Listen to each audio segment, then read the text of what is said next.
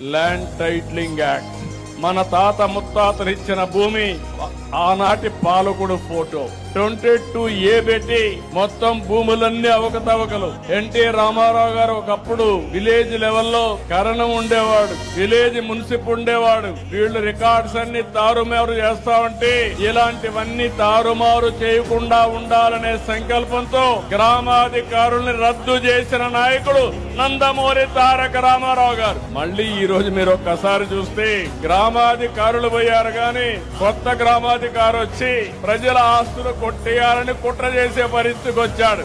ఎక్కడ చూసినా అడ్డదుడ్డంగా ఈ ల్యాండ్ రికార్డ్స్ అన్ని తయారైనాయి. మనందరికి వారసత్వంగా వచ్చేది పెద్ద సమస్య.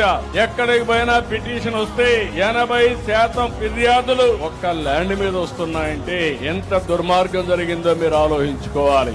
అందుకే ఈ రోజు నేను చెప్పాను, ల్యాండ్ టైటిలింగ్ యాక్ట్ రద్దు చేస్తానని చెప్పి మొట్టమొదటిసారి సంతకం పెట్టి రద్దు చేశాం. ఇంకొక పక్కన పట్టాదారు పాసు పుస్తకాల్లో ఆనాటి పాలకుల ఫోటో తీసేసి రాజ ముద్రతో మళ్లీ పట్టాదారు పాసు పుస్తకాలకు శ్రీకారం చుట్టాం.